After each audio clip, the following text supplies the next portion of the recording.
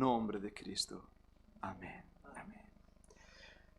Apocalipsis capítulo 14. Vamos a empezar leyendo en el primer versículo hasta el versículo número 8. Dice así la palabra de Dios. Después miré y aquí el Cordero estaba en pie sobre el monte Sión, y con él 144,000 que tenían el nombre de él y el de su padre escrito en la frente. Y oí una voz del cielo como estruendo de muchas aguas y como sonido de un gran trueno, y la voz que oí era como de arpistas que tocaban sus arpas. Y cantaban un cántico nuevo delante del trono, delante de los 4 seres vivientes y de los ancianos, y nadie podía aprender el cántico sino aquellos 144,000 que fueron redimidos de entre los de la tierra. Estos son los que no se contaminaron con mujeres, pues son vírgenes. Estos son los que siguen al Cordero por donde quiere que va. Estos fueron redimidos de entre los hombres como primicias para Dios y para el Cordero. Y en sus bocas no fue hallada mentira, pues son sin mancha delante del trono de Dios.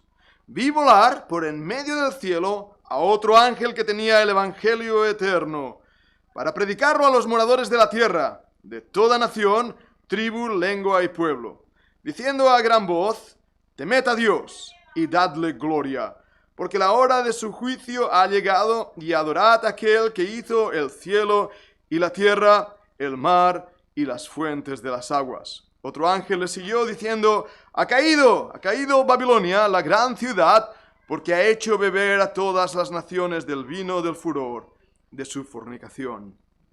Dios bendiga su palabra. Voy a leer hasta ahí el texto sagrado y vamos a intentar entender lo que acabo de leer, porque la lectura de Apocalipsis muchas veces nos asusta, nos sorprende.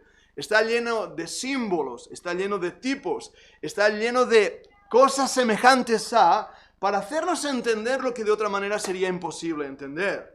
Hemos corrido las cortinas del lugar santísimo del mismo cielo. Hemos entrado a la presencia de Dios, al habitáculo divino. Y de esta manera el libro de Apocalipsis nos muestra, nos revela cómo es el cielo, cómo es la morada de Dios, qué seres hay ahí. Pero el libro de Apocalipsis nos narra también el plan, el propósito que Dios tiene para ese tiempo que llamamos la gran tribulación. 7 años profetizados que van a venir aquí a esta tierra donde los juicios de Dios van a empezar. Ahora, Dios no pierde el control. Dios está en control. El libro de Apocalipsis no es historia, es profecía histórica. ¿Qué quiere decir eso? Todavía no ha acontecido, pero Dios nos lo revela porque Dios está fuera del tiempo y Él puede viajar en el tiempo y enseñarnos qué va a pasar. Así, el libro de Apocalipsis es una realidad que acontecerá palabra por palabra. Por eso creemos que la interpretación literal es la mejor interpretación de este libro. Es cierto que hay tipos, muchas veces aparece es como.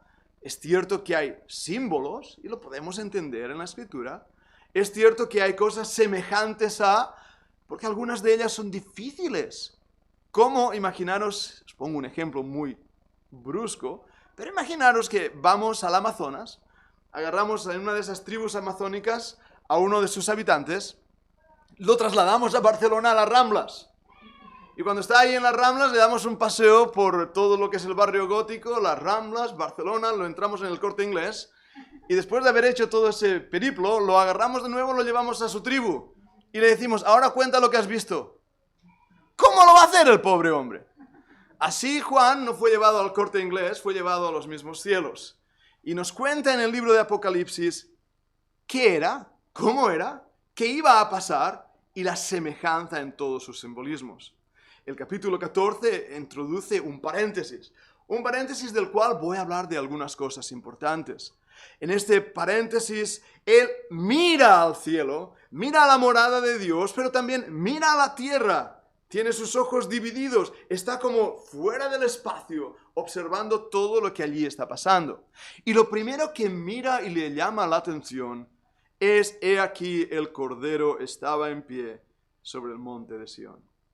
Ahora es interesante este versículo, Para nosotros que conocemos la Escritura, sabemos que el Cordero, y más aquí como aparece, es ni más ni menos que el Señor Jesucristo. Esta no es una ovejita, no es un corderito, es el título redentor del Hijo de Dios, el Cordero de Dios que quita el pecado del mundo, como fue anunciado por Juan el Bautista. Él está en pie. Y qué extraña posición para un cordero. Y realmente mucho más si pensamos por un momento en el libro de Hebreos capítulo 1, cuando hablando de este mismo cordero, del Señor Jesucristo, nos dice que habiendo terminado su obra, se sentó a la diestra del Padre. A lo largo de ese libro de Hebreos vemos al Cordero sentado. Su obra fue terminada en la cruz del Calvario. La salvación del hombre fue conseguida al derramar su sangre para limpiarnos de nuestras maldades, de nuestros pecados, para darnos vida. Y el Cordero de Dios, el Señor Jesucristo, se presenta a lo largo de los evangelios como un ser de amor, de misericordia, de paciencia, tierno, dulce, un ser realmente entrañable, el Cordero de Dios. Pero aquí en Apocalipsis vemos a ese Cordero en pie. Y vemos también en otro de los pasajes de Apocalipsis nos habla de la ira del Cordero. Y bien nos puede extrañar esta visión, un cordero con ira. El Señor Jesucristo, al cual muchas veces pintamos como un buenachón que no sabe bien qué hacer para que la gente lo acepte, y tiene incluso complejo de inferioridad porque está intentando hacer que los pecadores lo admitan. Pero esa idea debe ser borrada de nuestra cabeza para ver ahora en el libro de Apocalipsis a este cordero en pie, airado, porque Él viene a establecer justos juicios sobre la tierra.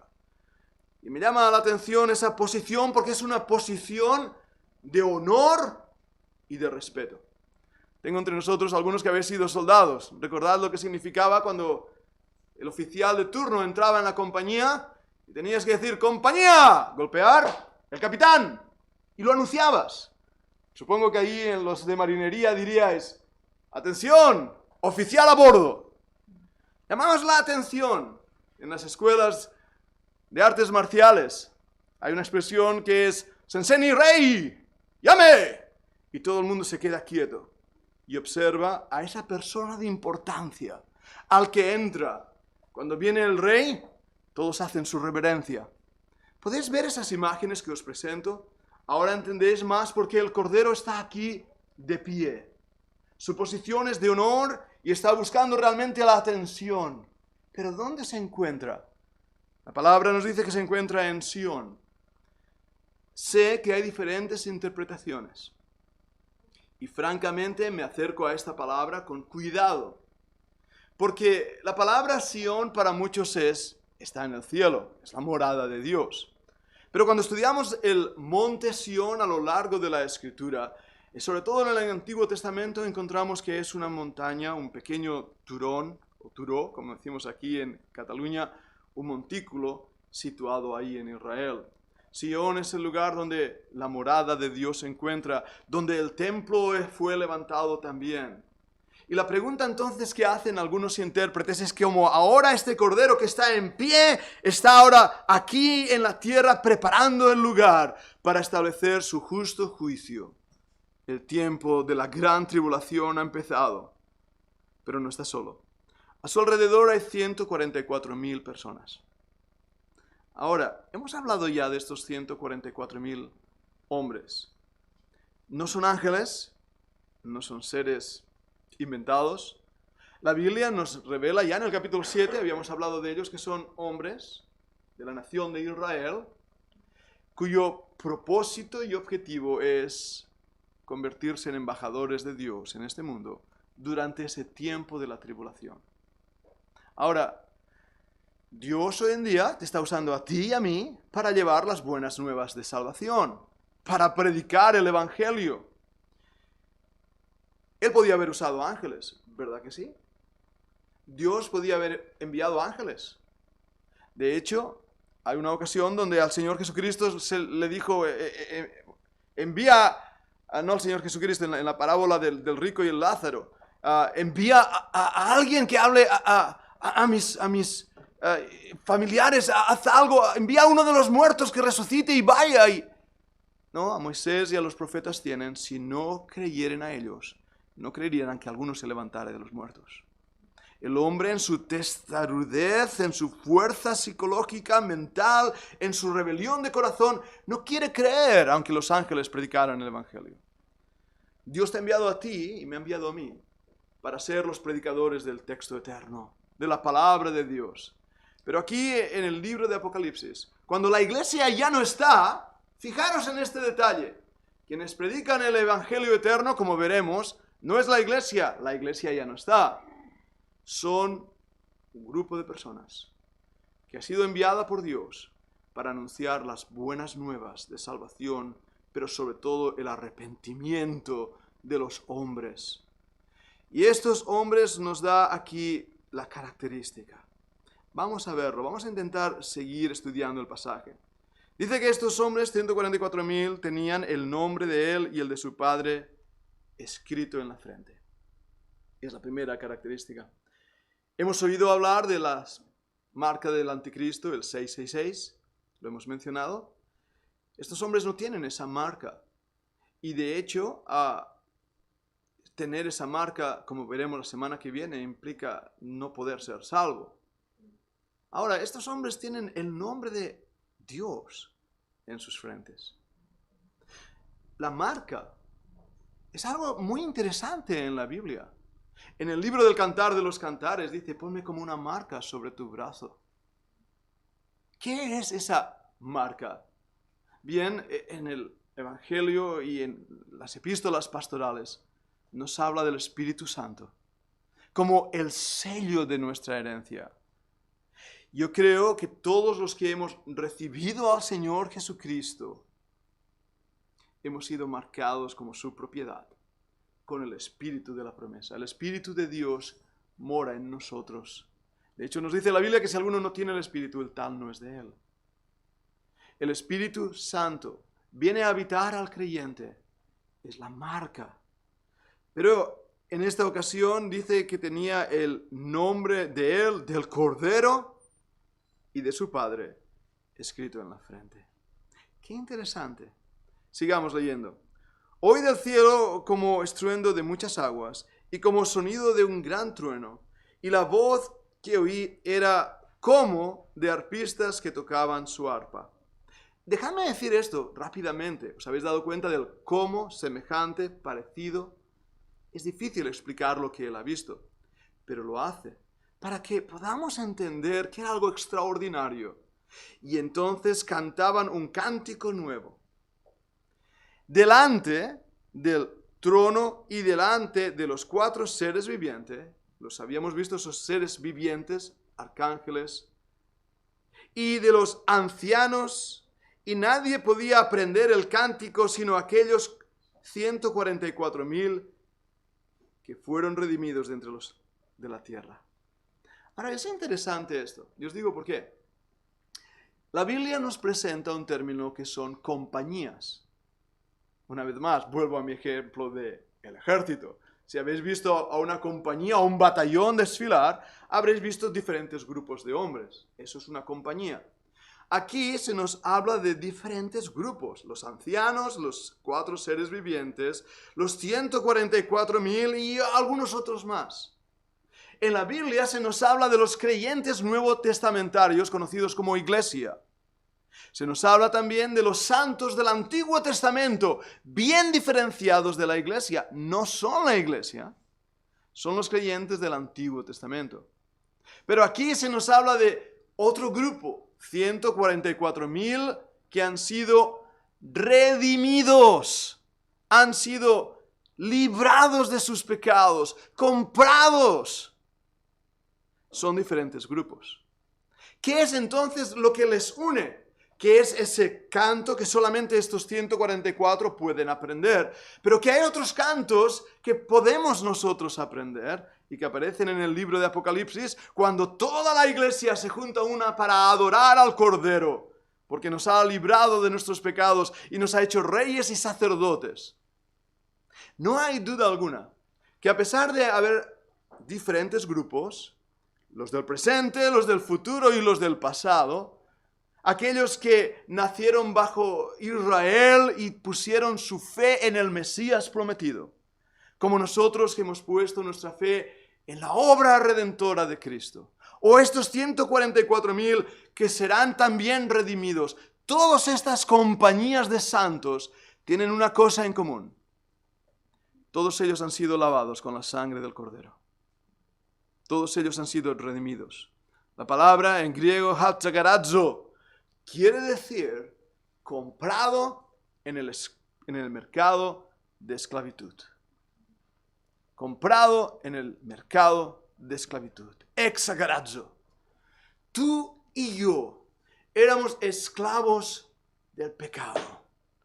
Nuestro Dios, nuestro amo, nuestro Señor, era el mismo diablo. Y éramos esclavos.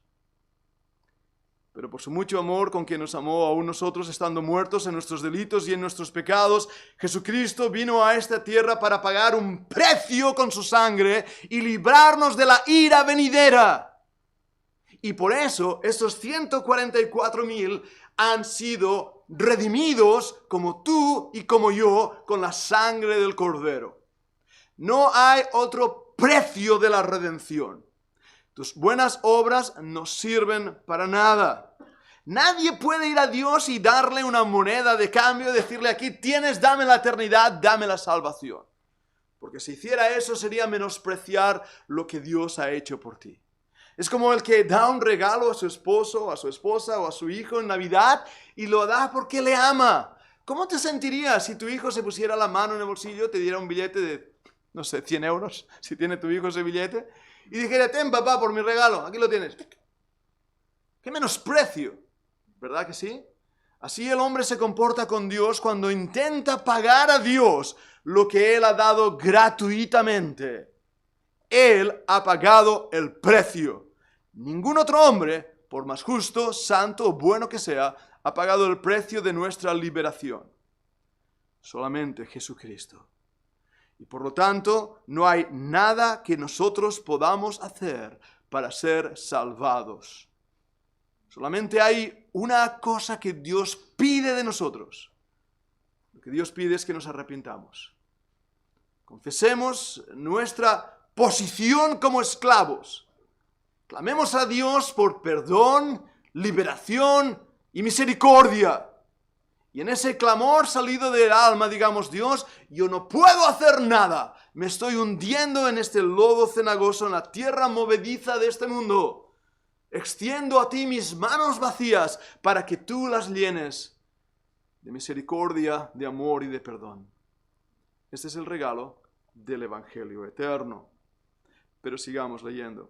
En los versículos 4 y 5 nos da más de la definición de estos hombres. Creemos que este grupo de 144,000 señalados serán hombres de la nación de Israel, que estarán en los 7 años de la tribulación, que serán responsables de llevar el Evangelio eterno a las personas que vivan en ese momento. La iglesia ya no estará aquí. Estoy recapitulando. Las características son extrañas. No están contaminados con mujeres.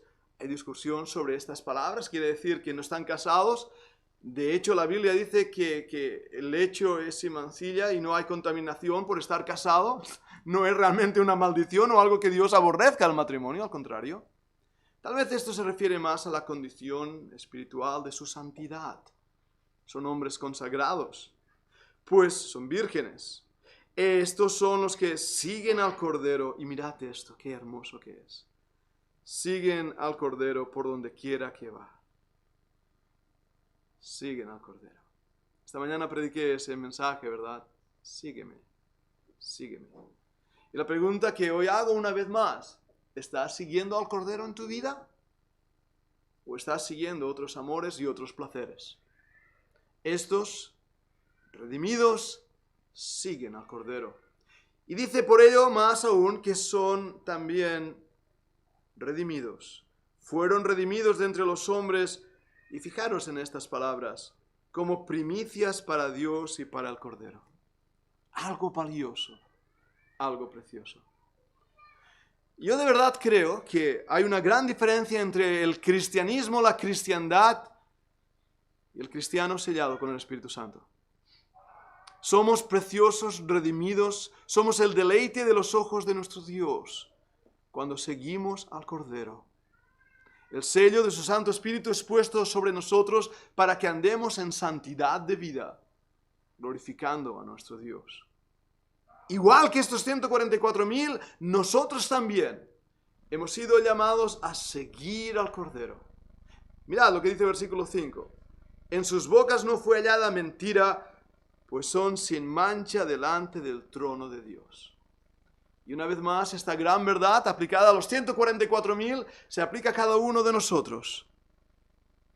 Porque delante del trono de Dios estamos sin mancha. Nuestros delitos han sido lavados con la sangre del Cordero. Nuestros pecados han sido borrados para siempre. La Biblia dice, nunca más me acordaré de tus delitos y de tus pecados. Dios está diciendo, nunca más me acordaré. ¿Un Dios omnisciente puede olvidar? Sin embargo, Él en su voluntad santa decide nunca más tirar por cara los pecados que hemos cometido, porque están bajo la sangre del Cordero. No hay reproche alguno. Ante el trono de Dios están sin mancha, porque la sangre nos ha limpiado. Y aún nos dice en 1 de Juan que si pecamos, abogado tenemos para con el Padre a Jesucristo el justo. Y qué importante es que entendamos esta gran verdad, porque amado mío que me escuchas, Satanás, el acusador de los hermanos, vendrá a traer a tu memoria la culpabilidad de tus pecados pasados. Si te arrepentiste, están bajo la sangre. Dios se ha olvidado de ellos. Pero Satanás no. Y él vez tras vez traerá a tu memoria lo que hiciste. Y vez tras vez, lo sé porque a mí me ha pasado, vuelven a salir esos colores rojos en tu cara de vergüenza al recordar los hechos que hiciste, que deshonran el nombre de Dios. Y caes a los pies de Jesús y dices, Señor, yo me arrepentí de esos pecados, pero no puedo olvidarlos. Pero amado mío, estás sin mancha. Yo he separado tus pecados como el norte está separado del sur. He tirado en lo profundo de la mar esos pecados. Dios nunca más los va a traer para enseñártelos y decir, mira lo que hiciste. Porque su misericordia y su perdón limpia al pecador. Si has creído en ello. Llego al versículo 6 para tomar una expresión con la cual vamos a desarrollar los últimos puntos de este mensaje. Me refiero a esas palabras donde dice, vi volar por en medio del cielo a otro ángel. Este es otro ángel que tenía el evangelio eterno para predicarlo a los moradores de la tierra, a toda nación, tribu, lengua y pueblo. Os he dicho que nosotros hoy tenemos que ir y predicar el evangelio. Es un mandato divino. Tenemos que hacerlo. Os he dicho que los muertos, aunque resuciten y vayan a predicar el evangelio, no creerán. Tenemos la escritura. Nosotros hoy somos los embajadores del rey. Os he dicho también que en el tiempo de la tribulación habrá 144,000 hombres que serán los predicadores del evangelio. Pero aquí hay un ángel, ahora sí, que predica el evangelio eterno. La palabra eterno en Dios quiere decir sin fecha. Es lo contrario del tiempo. ¿Qué es el tiempo? Es una unidad, está bien, una unidad que puedes medir. Pero eternidad es lo contrario del tiempo. Por eso la palabra eternidad, traducida del latín, es realmente en griego de las edades y por las edades, por siempre. Este evangelio eterno es predicado durante la tribulación. Y aquellos que sois predicadores habéis notado cuáles son los puntos de este evangelio, están en versículo 7. Mira el evangelio que va a ser predicado en ese tiempo de la gran tribulación. Dice así, temed a Dios, punto número 1. En el evangelio eterno el primer punto es, temed a Dios. Y en segundo punto, y dadle gloria. Los dos puntos de introducción. Temed a Dios y dadle gloria. la razón conclusiva por lo cual debéis hacer esas dos cosas. Dice, porque la hora de su juicio ha llegado. Por lo tanto, temed a Dios y dadle gloria. Y la conclusión de este gran mensaje: adorad al que hizo el cielo y la tierra, el mar y las fuentes de aguas.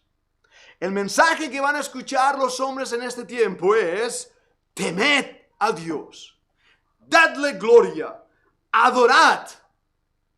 Este es el evangelio eterno, el mismo que se tiene que predicar en nuestros días.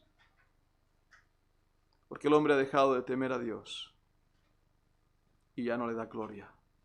La Biblia dice: gloria de los hombres no recibo.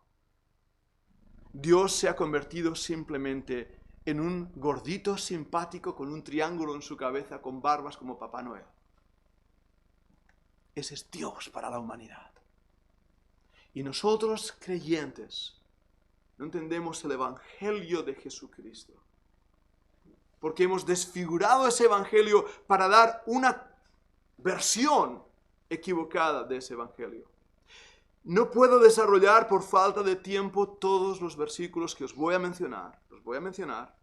Pero mira cómo cuando la Biblia nos habla del evangelio lo hace. El evangelio de la gracia de Dios. O el evangelio de Dios en Romanos capítulo 1:1 es el evangelio de Dios. La palabra evangelion del griego quiere decir buenas nuevas. Y qué interesante. Porque los judíos se saludan unos a otros diciendo shalom. Aún en nuestros días, shalom, shalom. Y luego dicen buenos días, laila tov, buenas noches, shalom, paz, porque necesitan paz. Pero los griegos se saludaban con evangelion. ¿Hay una buena noticia? ¿Hay algo nuevo que darme? Y sí lo hay. El evangelio de Dios. ¿Y cuál es este evangelio de Dios? Sigamos mirándolo. En 2 Corintios 10:14 se conoce como el evangelio de Cristo. Porque el evangelio de Dios, las buenas nuevas de salvación, es que Cristo vino a este mundo para morir por nosotros, viles pecadores. Por eso es el evangelio de Cristo. Pero también es interesante, en 2 Corintios 4:4 se le habla de el evangelio de la gloria de Cristo. Porque este evangelio, estas buenas nuevas, no es simplemente algo meloso y que implica a un sufriente hombre que muere en una cruz y ahí queda colgado. Jesucristo es glorioso.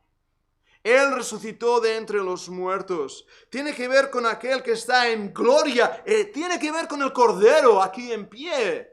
El glorioso evangelio del Señor Jesucristo tiene que ver con el hecho que Él llevará a muchos hijos a la gloria. No hemos creído en un evangelio muerto.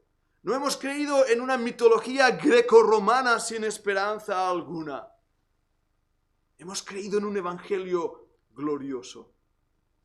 Por eso también se le conoce a este evangelio en Efesios 1:3 como el evangelio de nuestra salvación. Hemos sido salvos de la ira venidera.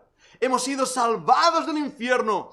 Hemos sido salvados del pecado. Hemos sido salvados de la desesperación, de la desesperanza. Hemos sido salvados de todo aquello que nos esclavizaba. Hemos sido comprados en el mercado de esclavitud y hechos libres. Por eso también a este evangelio se le conoce como el evangelio de la paz en Efesios 6:15. Porque Dios nos ha dado su paz. No hay paz para el impío, dice la Biblia. El peor tormento de los hombres es el que sienten en su corazón, esa ansiedad, ese vacío de esclavitud. Porque su ira viene pronto. Pero la paz de Dios que gobierna nuestros corazones nos ha mostrado la seguridad que tenemos en Él. Que si ponemos en Él nuestra confianza, Él nos da vida. Mediante Cristo, Dios hizo la paz. Cuando nosotros éramos enemigos, cuando estábamos apartados de Dios, Dios estableció un plan de rescate, una muestra de amor, de misericordia, dándonos las buenas nuevas de la paz. Este evangelio también es conocido como el evangelio eterno en Apocalipsis. No cambia estas buenas nuevas. Tristemente es cierto que también hay otro evangelio. El mismo Pablo nos lo muestra y habla de un evangelio diferente en el libro de Gálatas. Y eso es un gran peligro, amado mío. El evangelio diferente es similar a, pero es otro evangelio.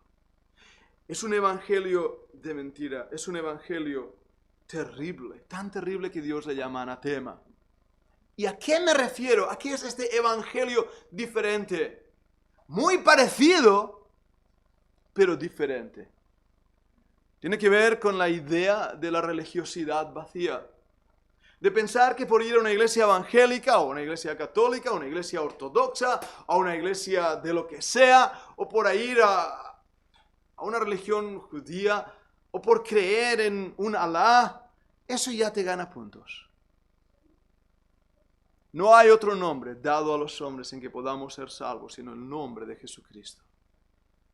El evangelio no es una decisión, como decía esta mañana. Es una certeza. Es asegurarnos que hemos puesto en Dios nuestra confianza. Y por lo tanto, nuestra seguridad se encuentra no en lo que nosotros hacemos, sino en lo que Él hizo por nosotros.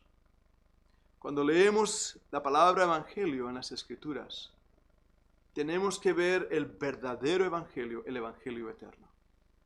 Y la pregunta que debemos entonces realizarnos: ¿tengo yo el evangelio?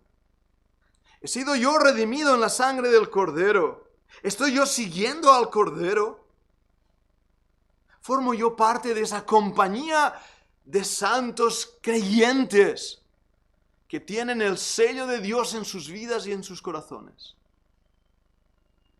Es una buena pregunta, ¿verdad?